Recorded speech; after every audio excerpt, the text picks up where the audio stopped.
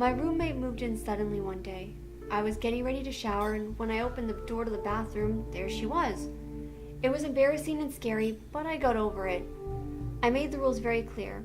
She was to stay out of my way and stay in her part of the house. Because it was so sudden, I didn't like her, and thankfully, she did stay out of my way.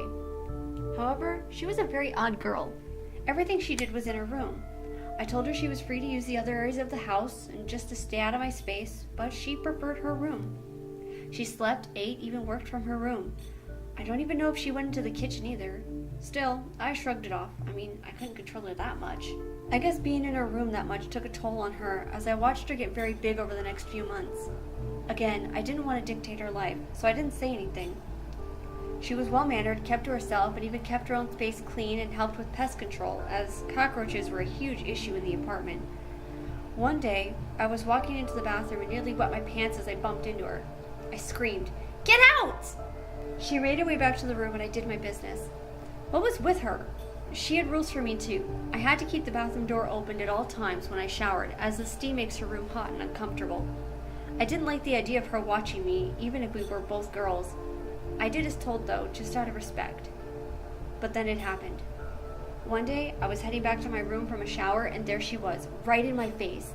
I screamed and smacked her hard and watched as her body hit the wall beside her. I was ticked. I warned her. This was the last time. She fell to the floor and I planted my foot on her and stomped as hard as I could, ignoring her screams. When I heard the sickening pop, I stopped. I had gone too far. Her organs had popped out of her abdomen and green and brown covered my floor. Legs and arms contorted in several horrid angles. The one still attached twitched and quivered as the last bit of nerve sent its signal to the poor girl's brain. Her eyes crushed under my feet with green goo sticking to the linoleum. "No," I said, realizing what I had done. I knelt down and picked up what was left of her squashed body, noticing how light it was despite all she had been eating. 5 out of her 8 legs were left on the floor, and I looked over her dead body. All those months had been wasted. I allowed her to stay mostly because she ate all the cockroaches that came her way. She kept the mosquitoes from biting and gave me someone to talk to as I showered, so I wasn't left with my horrid thoughts of the adult life. "I'm so sorry."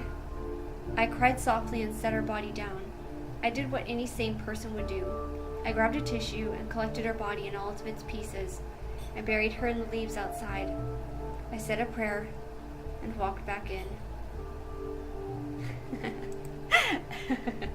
Alright, so that story was supposed to be a little bit different. That story is actually something that I created myself. I really don't like self-publishing or self-advertising, but I felt like it was needed in this case.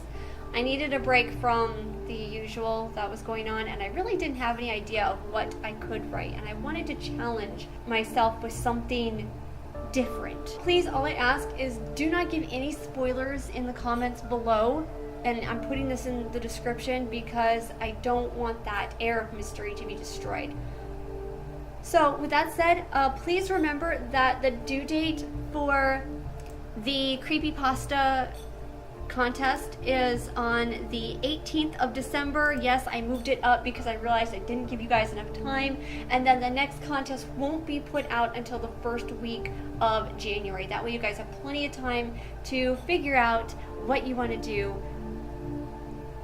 Sorry, I'm kind of using my normal speaking voice right now because unfortunately I have a sore throat. Yeah, thanks hubby. Alright, so that is all for now. Thank you so much for listening, and until next time, good night.